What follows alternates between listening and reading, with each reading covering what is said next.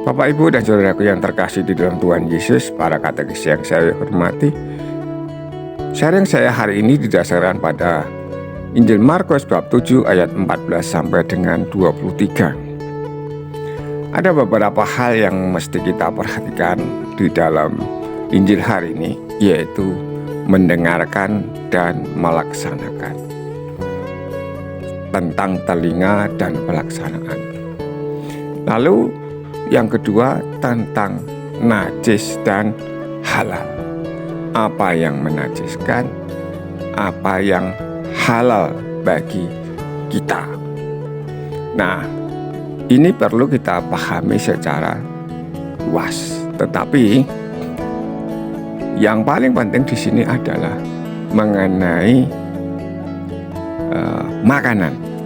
Apakah makanan ini menajiskan atau makanan ini tidak menajiskan, artinya halal. Kalau makanan menajiskan bagaimana? Kalau makanan halal bagaimana? Ataukah semua makanan itu halal? Nah, lalu apa yang menajiskan? Yang keluar dari diri kita atau dari seseorang, itulah yang menajiskan. Lalu dari mana kok bisa menajiskan? Maka perlu kita membaca ini secara detail, mungkin berulang-ulang, supaya kita bisa tahu isinya, mengerti dan paham apa maksudnya. Mari kita perhatikan satu persatu. Kita perhatikan dengan teliti Injil hari ini. Inilah Injil suci menurut Markus. Pada suatu hari Yesus memanggil orang banyak dan berkata kepada mereka, "Dengarkanlah aku dan camkanlah ini. Apapun dari luar yang masuk ke dalam seseorang tidak dapat menajiskan dia. Tetapi apa yang keluar dari seseorang, itulah yang menajiskannya. Barang siapa bertelinga untuk mendengar, hendaklah ia mendengar." Sesudah itu Yesus masuk ke sebuah rumah untuk menyingkir dari orang banyak. Maka murid-murid bertanya kepada Yesus tentang arti perumpamaan itu.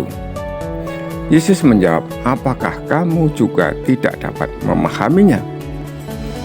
Camkanlah segala sesuatu yang dari luar masuk ke dalam seseorang tidak dapat menajiskan, karena tidak masuk ke dalam hati, tetapi ke dalam perutnya, lalu dibuang di jamban."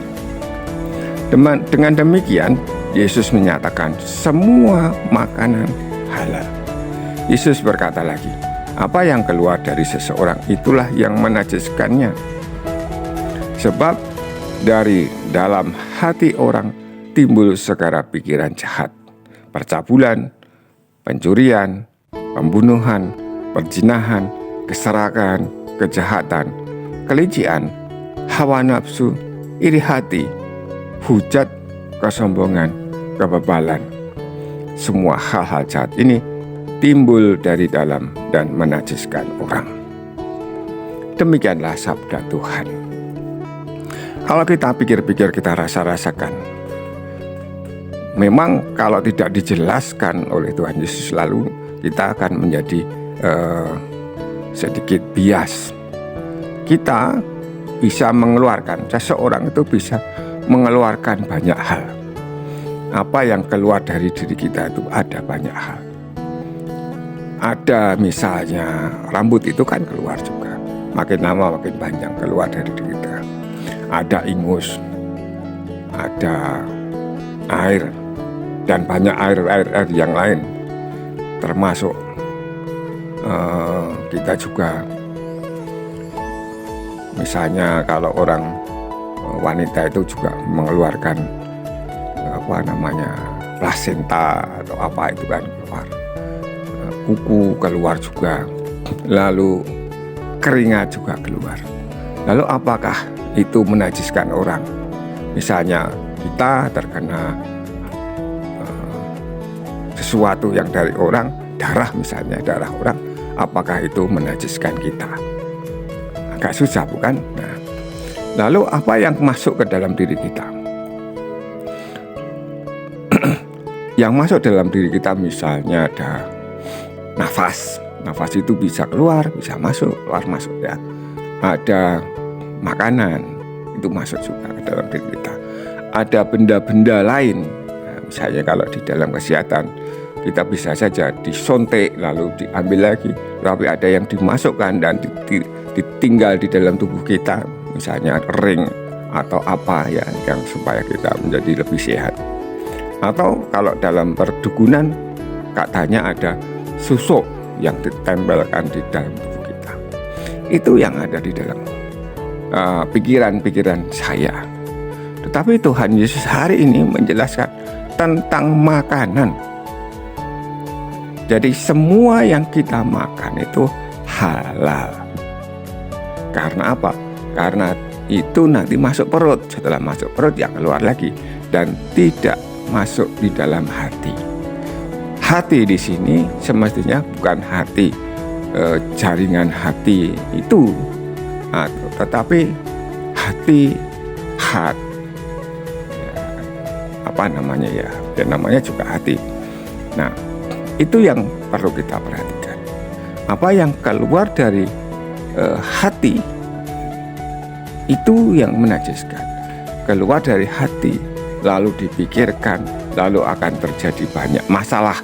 Misalnya ada percabulan, misalnya ada kebebalan. Nah, kita semua yang tidak mau mendengar, tidak mau menjalankan, itu dikatakan oleh Tuhan Yesus bebal. Apa? Bebal. Ketika kita tidak mau dikasih tahu ada kebenaran yang hakiki, lalu kita tidak mau, itu kan artinya bebal. Selain itu ada sombong, ada iri hati, ada hujat, dan seterusnya. Tetapi saya kira yang paling penting dalam bacaan ini adalah Tuhan Yesus menginginkan kita semua tidak dalam kondisi najis. Najis karena hati kita. Najis karena perbuatan-perbuatan kita. Bukan najis yang lain-lain itu, tetapi najis karena hati kita, najis karena pikiran kita, najis karena perbuatan-perbuatan kita.